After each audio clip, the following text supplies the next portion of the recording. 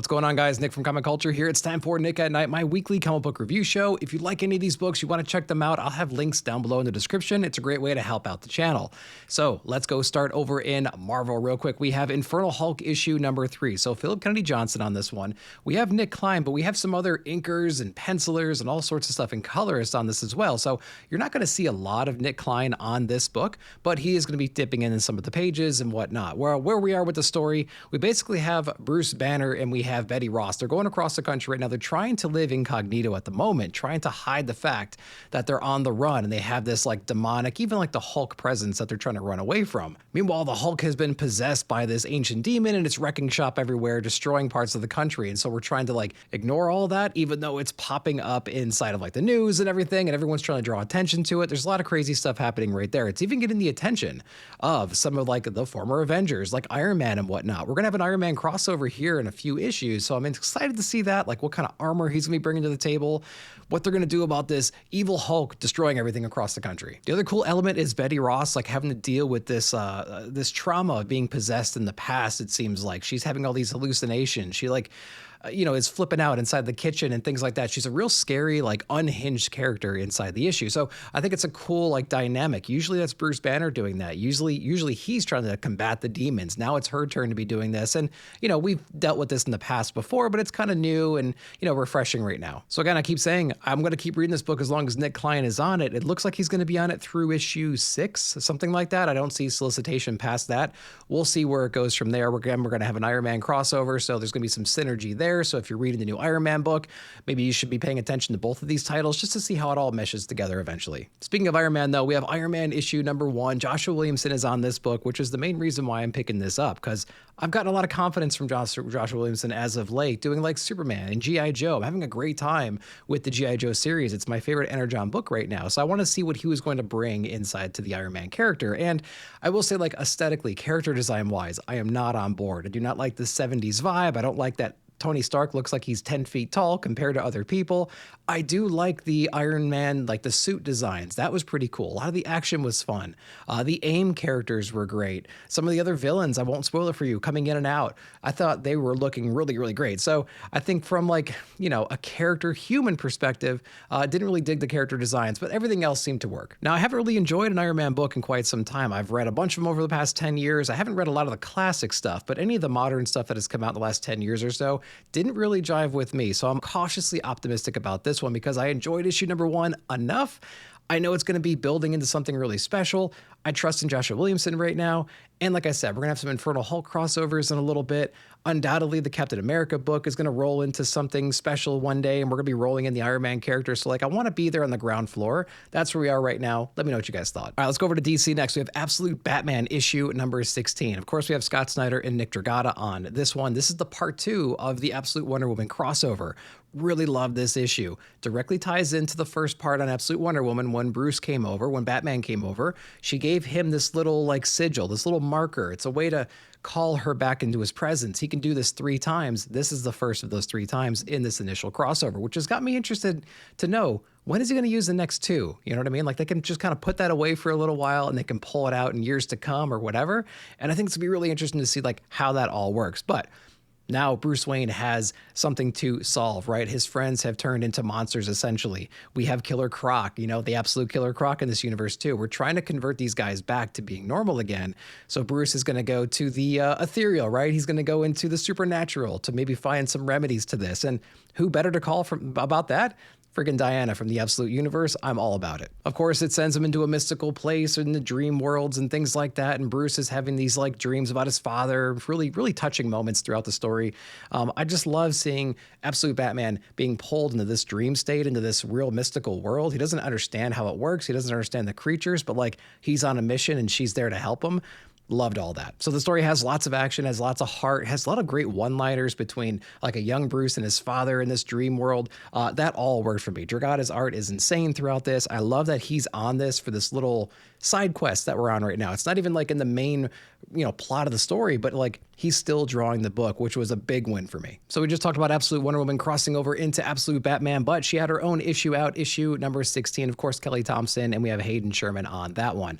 I love the new direction we're going in after the previous arc. She's actually celebrating like this big event over in the Gateway City Natural Museum, and she's still suffering from the lingering effects of like the initial confrontation with Absolute Zatanna. Absolute Zatanna comes back in a mean, bad way. She brings some allies with her, and I just love that entire like shocking reveal of what this all means. And she poses a real threat to Diana because she inhibited her ability to use magic while Zatanna was inside of her presence. It's carrying forward into this. So like, what are we possibly going to do in this situation if we can't tap into that dark energy, that dark magic, or whatever those resources that we normally would pull from if we're up against some kind of a boss here. Now, of course, like other issues of Absolute Wonder Woman, we are kind of doing some flashbacks, right? She had these previous encounters with these gods or demons or deities, whatever they might be. She's learning some valuable lessons through that encounter, through those battles that she'll inevitably pull through or pull forward into the confrontation with Zatanna. We just haven't gotten to that point yet. But the introduction to the character, like the more proper introduction to the Zatanna character and the rogues around her and the team that they have formed, it's got me really excited to see where it's all going to go. Hayden Sherman does amazing artwork in through here. Compositions are great. Everything looks great inside this book. I'm really excited for everything Absolute Batman and Absolute Wonder Woman right now. I think Superman has to catch back up. I was kind of down in that issue last time. We're going to see where it goes. We're going to go into Absolute Martian Manhunter here next. Man, Absolute Martian Manhunter, we have issue number 8 out. Of course, we have Dennis Camp and Javier Rodriguez on this book. Kind of a step back issue. It feels very different than the other Absolute Martian Manhunter books out there. We have John and the Martian kind of at odds right now. Like, John wants a day off, right? He just wants this thing out of him. He wants to enjoy his life. He wants to see his family again. He wants to talk to his child, talk to his wife. They're separated at the moment. They have this confrontation, this conversation in the beginning about what that would mean. And so like they're both really weak and vulnerable, obviously, when they're not together. And so we explore a little bit of that throughout this issue, and we get to see what happens when they're pulled apart and they're doing their own different things. And it was kind of shocking to see what happens to them. I noticed in this issue too, there's a lot of composition changes. So like it's a little bit more straightforward, but there's a lot more clutter. It's way more like anxiety ridden. You know what I mean? Like there's just things all over the place. I wonder if that's intentional to build up whatever the tension is or the anxiety throughout the issue, and to lead us to this new character inside of the story, which I'm excited to explore some more. Again, we're pulled apart right now. What does that mean for each one of the entities? And like, well, how are we going to bring them back together? And what are we going to do about this new character? I'm excited to read more, man. Let me know if you're reading it. Let's go over to Mad Cave next. We have Astro Quantum issue number 1. We have Fabra and Muti on this one. Wanted to check it out because it's a brand new number 1 from Mad Cave, and it had a lot of familiar tones to Star Wars. So if you're into jumping around from planet to planet, different species interacting with each other, there's these underground, real dangerous places, these cities, these towns, these taverns and bars. If you're trying to like gain passage on these ships to like get off the planet and there's people chasing you, this might be the book for you. I would say the writing in the story, though, we have 2 basic protagonists in the story. One's more of an anti-hero. We have one guy who's on the run. There was a mutiny against the captain and the previous ship he was in. He was on the captain's side. Of course, they get overthrown. He's abandoned on this one planet. He meets up with this anti-hero, and they are not getting along, so to speak, in the first part of this issue. I'm sure that relationship will blossom, but I felt the interaction between those 2 characters. I know we're supposed to create some tension, some kind of some trickery there. You know what I'm saying? Like one taking advantage of the other one, so to speak. But I felt it a little bit annoying, to be honest, when I was reading some of the stuff and progressing through the story. The other thing about the story is the pacing is so quick. Like you could have fit probably 3 issues in the same time frame that they just put 1 issue in. So a lot happens. They're jumping around constantly throughout this first issue. So I felt the pacing and the writing was a little bit off, but I think the overall themes and what they're trying to pull from popular things like Star Wars, I think that makes sense. I think it's going to be fun. They can build this out, make it unique in their own world. I think they just need to tighten up the writing a little bit and the pacing a little bit more, and I think it'd be something pretty cool. All right, let's go over to Oni Press next. We have Spirit of the Shadows issue number 1. We have Ziegler and Cagnetti on this one. Now, Cagnetti also put out Pink Lemonade a couple of years ago. I missed that one. I have some of the single issues, but I was not going to miss Spirit of the Shadows. So the story has a couple different levels to it. We have a guy who's awakening in the spirit realm. He does not know that he's dead. He's learning that for the first time. He's going to be approaching some kind of a judgment, you know what I mean? And so it depends on how well of a life he lived. He's given this book that kind of outlines outlines everything that he's done throughout his life, and he's having to fight demons and everything else in the spirit realm to kind of keep that safe and understand his life and where he might end up. He runs into some other characters, and we get, as a reader, we get a little look behind the scenes as to like what he was doing prior to his death and the things he was up to. Turns into like I lost my love and I'm trying to bring her back, Frankenstein kind of a thing. So I like how complex the story is. I like that we have this complicated like real world thing going on right now with some of the ancillary characters. I like him in the spirit world and some of the characters we have there. And there's this mystery secret that we have unlocked towards the end of the story that we got to figure out. And it's going to be really fun to do that. Now, Nick Cagnetti's art, man, there's nothing else like it on the scene. It's got like a Trad Moore vibe to it. It's got a Tom Scioli vibe. It's got a Dan Klaus vibe to it, depending on like if it's a flashback scene or not. It's bright, it's vibrant, it's all over the place. Great line work, great just character designs in general.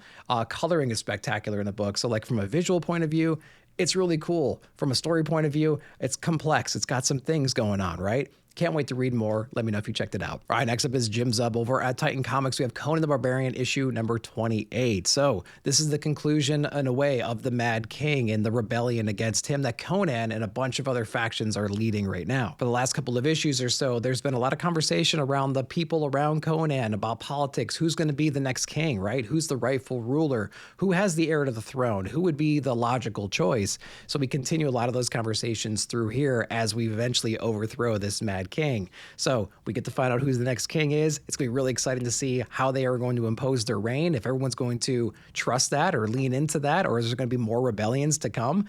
I'm all for it, man. Aesthetically, the book is phenomenal. The character designs, the environments, the dungeons, and everything else, and just the action and the coloring and everything is absolutely perfect for a Conan book. This is everything that I want inside of a Conan book, and I've been getting it for over 2 years now. It's amazing. Definitely check it out. Let me know if you did. All right, let's close it out in Image Comics. We have Skinbreaker issue number 5, Robert Kirkman, David Finch on this. Gotta say, the story's starting to kind of wane on me a little bit. The artwork is phenomenal, man. You flip through this book, and the line work is incredible. The black and white would be amazing in this, like a treasury black and white. I gotta say, the coloring was nice in the beginning. I'm kind of getting worn out by the coloring, to be honest with you. I think I just need a little bit more. Maybe the palette's just not wide enough.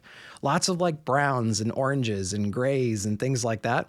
A lot of greens and a lot of lush environments and whatnot, but there's something going on with the art and the coloring. It just must be a nightmare to color this guy in the best way possible. You know, we're 5 issues in and we're still having the same conversation we did in issue number 1 or 2. It's like, how do we best protect our tribe? And do we use traps or not when we go hunting? That's essentially it. We have one guy right now who's leading the charge. He is more of an old school dude, right? He wants to jump in there. He doesn't want to take shortcuts. He doesn't want to, use technology to their advantage when they're trying to save and protect and hunt for their food. Of course, we have the old chieftain who's on the run right now. He betrayed like the legacy and the traditions of their tribe just to stay alive. And he's starting to rebel against the tribe and rebel against the current chieftain at the moment. So we're 5 issues in. I thought we'd be a little further than we would be right now. Story-wise, it's taken its time to get through all this. And like I said, I think the art is beautiful. I think the coloring is starting to wear out on me just a little bit. Let me know what you guys think about Skinbreaker. I know a lot of people were into issue number 1. Now that we're 2, 3, 4, 5 in, I want to know, are you more excited or less excited about the series in general? Let me know your thoughts below. Next up from Kyle Starks, we have Wrestle Heist issue number 2. It's a big, dumb, fun book, guys. Like, it is about wrestling, but this issue here is more about setting up the heist against the guy who screwed everybody in the industry. He's wronged so many people that a lot of people are just ready to get back at him. How do you do that? He's well protected, he's well resourced, and we have to figure out where he's keeping all of his gold. You know what I mean? So it's a great conversational issue where they're walking around trying to plan things. We get a reintroduction to the villain in the story and how resourceful he is and how ruthless he is. So you are all on board with the heroes in the story to get revenge on this dude. We do widen the cast a little bit because, again, this guy's made a lot of enemies over the time, and they're funny and they're quirky and they all have their issues and everything. So it's going to be fun to see if we can put this Ocean's 11 team together to complete this mission and like what kind of repercussions are they going to have. We have Roadblock joining the Energon universe in G.I. Joe issue number 18. Of course, we have Joshua Williamson and Tom Riley on this one. I love the Roadblock character. He's menacing. He is a giant inside this issue, and he takes out the twins pretty easily in very dramatic fashion towards the end of this book. Roadblock has become part of a community right now. He set up these food trucks. He's very generous with the people. People rely on him. He relies on them. So there's a really cool symbiotic relationship between Roadblock and just the community that he's in right now. We get to see a lot of that towards the beginning and the end of this book, and it was really heartfelt, and that was pretty cool. But that does not mean that Roadblock can't handle business, man. He does so in dramatic fashion throughout this issue, and nobody will want to mess with this guy in the future. The issue issue is action-packed. There's a lot of heart. There's a lot of meaning inside this issue, and I'm really loving everything that G.I. Joe is doing right now, which is why I'm on board with Josh Williamson doing Iron Man, like I said before. I trust him. I trust the vision. We're going to see where it goes. I'm loving everything Joe. My favorite Energon book. Let me know what you guys thought. Next up is Kaya issue number 33. Of course, we have Wes Craig on this. He's planning his inevitable ending at issue number 50. There's some great essays toward the back of each issue that goes over like his current mindset, where he is in the process and how far along he is with the scripts and everything. So it's pretty cool that he adds all that stuff as back matter. This one's an unusual issue. It spends a lot of time giving you some history of the world itself, some of the other species that were around, including humans. Like, hey, humans used to run the world. Could you imagine that? Those stupid things? Like, it explores a lot about that, which is something that we've never done before. We do touch base with Jin, and we get to see exactly what he's up to right now. We get to see, you know, the company that he's keeping and like his mission at the moment and how he's being forced just to move forward, right? Forget the past. Don't think about Kaya. Don't think about what she's up to at the moment. We also obviously get to see what Kaya's up to, and we get some major revelations toward the end. It's got me thinking, man, we're at issue number 33. We have until 50. We got a long way to go still to finish out this run. And so like, how much more world building are we going to get? I didn't think we're going to get this much world building in issue 33, that's for sure.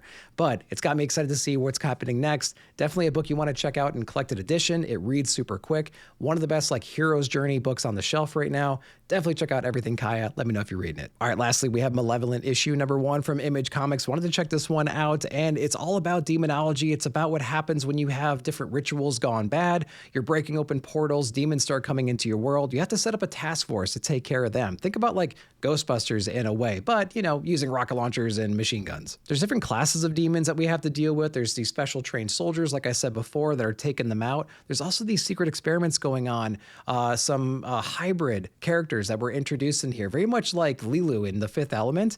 A character very much designed like that, enters the battlefield and has a unique combination of power sets that really turn the tables and help the humans out. So I think it's going to be a series of introducing this character a little bit more, integrating her with the different soldiers and the different task force that are out there to take out demons, her climbing the ranks of the demons, trying to take them out, and like what the demon response is going to be for this character. I think it's gonna be kind of cool. I think it's something to pay attention to. I had a good time with issue number 1. It was bloody, it was gory, it was a good time. Let me know if you guys read it. So guys, that's what I read this week. I hope you enjoyed that. Let me know down below what you read and what your favorite books of the week were. Also, if you want to help support the channel, check out some of the links down below. You can get caught up on these books and join the conversation every single week. But as always, thank you very much for watching. Like, subscribe, share, hit that bell notification to be alerted whenever I put out new videos. Thank you so much for watching. We'll see you in the comments.